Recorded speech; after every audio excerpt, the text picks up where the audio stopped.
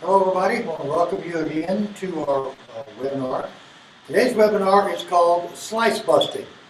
We're going to talk about why the ball slices and the three basic different kinds or types of slices. But before I go, I want to thank Medicus Golf. They're the sponsor of these webinars, and we're doing it right here live at Tiffany Green's Golf Club in Kansas City, Missouri. We probably have the best steaks and barbecue on the planet. Sorry, Texans, that's just kind of how we feel here.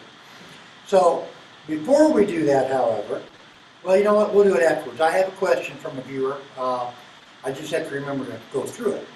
All right, so I've got a couple of things up, and let's talk about slices first. There's basically three kinds or types of slices. There's a straight slice. That's a ball that starts straight and then curves off to the right for a right-handed player. There is a push slice. That's a ball that starts to the right of target and then curves farther right from target. Then there is the pull slice. That's a ball that starts left or considerably left and fades past the target. Not to the target, but past the target. So it would be too much of a curve. Now, the big difference between slicing and fading, Bruce Litsky probably hit a 20-yard fade. A lot of the amateurs we see out on the golf course, theirs will go twice that far.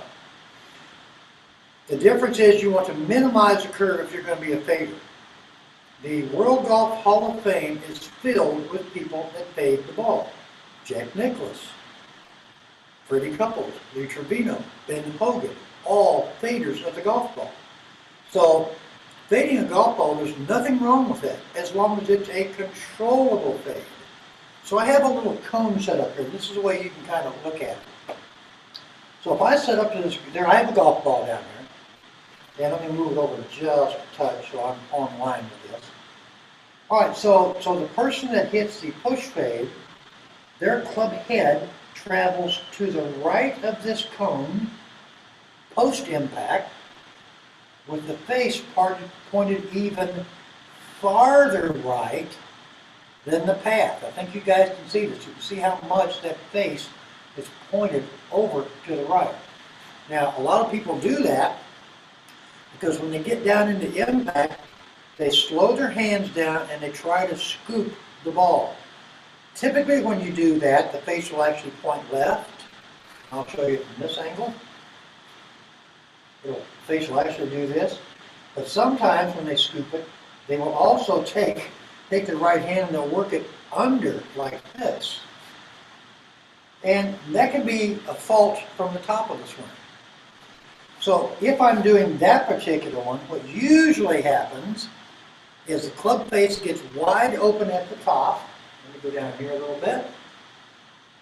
And then when they come down, right about to here, you can see how far that club face is laid back. And that's because this left wrist is actually what we would call bent. As you can see, it's two angles right here, between here and here. If I did that same move, and Hogan opened it just like this, but in the downswing, he rotated the knuckles downwards. So now you can see that the space is no longer wide open because I've taken my knuckles and I've rotated them downward more, which gives you that arched left wrist look that Hogan had. That's getting the face, it's still a little bit open to his path because he was hitting a fade, but the face isn't wide open. Then we have the straight slice. All right, these are people that the club head is actually traveling pretty good on line here or down the target line, but the face is pointed to the right. So that means the path is left of the face. So again, if I get this started at the target and then it fades off to the right, that's telling me that the face was pointed at the target, but my path would be where?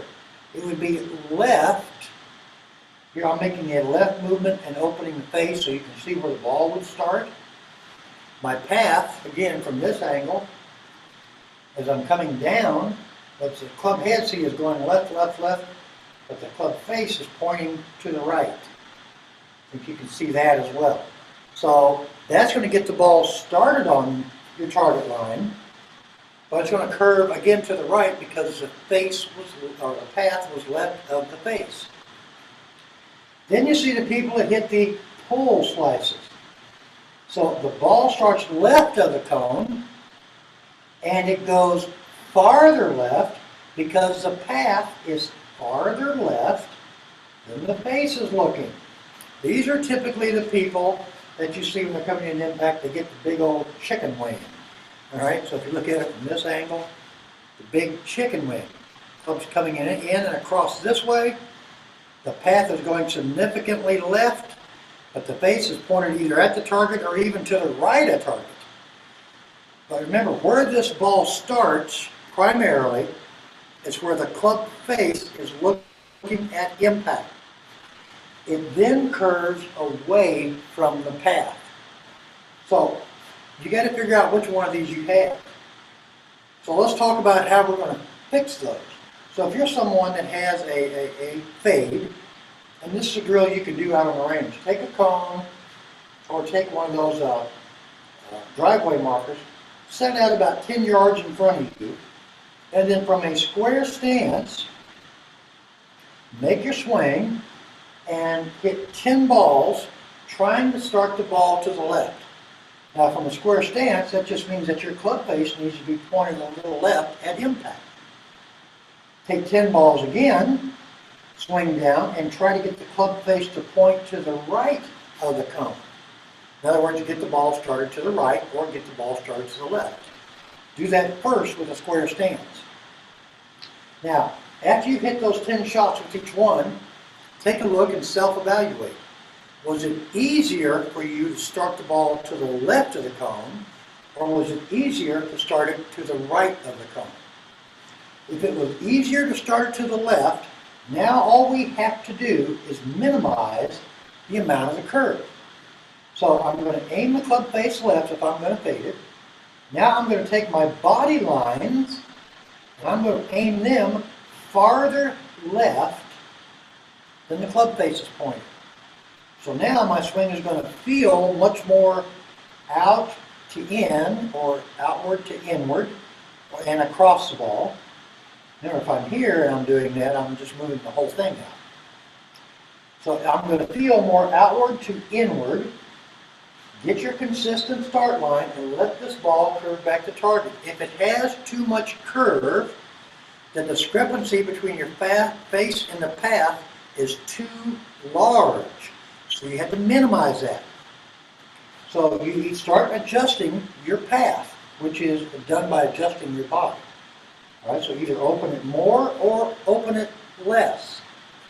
Some of you may feel like, and this would be an odd sensation, some of you may feel like that you actually are going to point your body a little more right while you're doing this, and that will minimize those two between face and path. So remember, a fade is not bad. A slice isn't bad if you want to hit that, okay? It'll just have more spin. All right, so what happens is it'll balloon a little bit on you.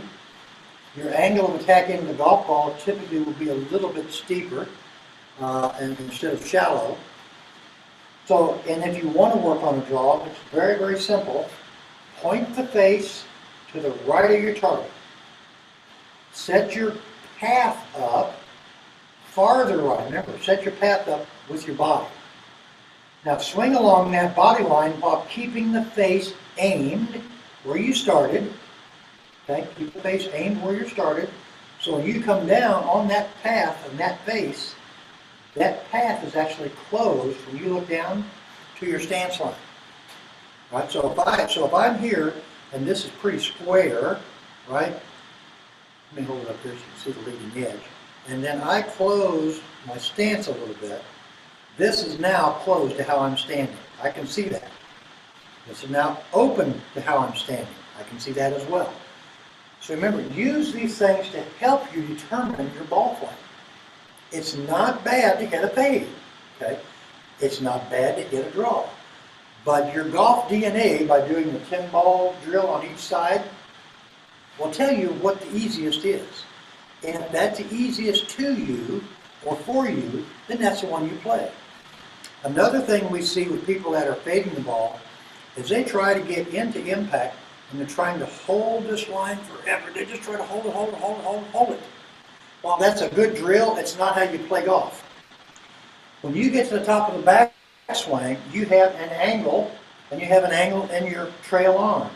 When you come through impact, post-impact, those should actually match. So if I look like this angle on the backswing, then I should look like that same angle on the through swing. So let this come up and fold upward. Fold it up from the elbows, not from the wrists. Let it fold up from the elbows, and you're trying to get this thing to swish right on up. All right, so we have a question, and it is from Herb. Herb, thanks for your question. Herb says, I am 6'7". Should my swing be flat or more upright? Would you recommend an address, weight left and stays left throughout the swing? What are your thoughts on the hip bump at address? In other words, navel is closer to target than it is to the net. Okay, so a couple of webinars ago, we gave you a test we went through to determine whether your swing should be more upright or more flat. So Herb, I want you to just measure, just set up like this. All right, I want you to take a ruler and measure from the base of your elbow up to the middle knuckle. And then from the base of the elbow to the top of the shoulder. If this part here is longer than this part, it doesn't matter if you're 5'2" or 7'8". You're going to have a steeper backswing.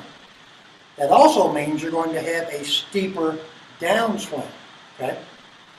The hip bump, as you're referring to, in other words, setting up like this at a dress, okay, which is weight forward, that could be. And again, not saying your swing, I'm not going to be able to know until I actually test what your best hip motion is. Some people will feel better like that. If you're having trouble and you're falling back, then go ahead and bump it forward. And the best way to practice that would be on a downhill lie. Set up on a lie that's downhill. So now you feel like you're a little more left at address and just kind of feel like you stay there. With a driver, it's going to be the opposite. You're setting more on an uphill angle. So again, I think I covered both of those. So your backswing, flat or upright, your weight, and your hips. So again, the weight and or pressure, it doesn't really matter. If you set up a little heavier on the target side, I wouldn't push your hips like this because it creates too much axis tilt here. What I would do is move everything over. And then from there, as you start back, you're still putting pressure. If I'm standing on a weight right now, I'm fairly centered, but I have a ton of pressure in my right foot, right leg. It may look like I'm going over to my left, but I have a ton of pressure here. Okay, this is no pressure here. All right, and this is moving off the golf ball. So I'm just going to stay what I feel like is centered. I'm going to try to keep my upper center, upper axis on top of my hips, and I'm going to put a lot of pressure into that back foot. So when I start down, I mean, I'm here, boom, and then remember, let this thing look the same way it did over here, right? Now, if you're somebody that's scooping it like this, then you need to do a ton of weight forward drills going this way and keeping those arms way out here, okay? Again, that's a drill. That's not how you play golf. Anyway, thanks for the question, Herb. If you guys have any questions, please send them in. We'll do it on the next show. And the next show, this one was on slicing, so the next one will be hooking, how to end those dreaded duck hooks. Until then, I'll see you guys.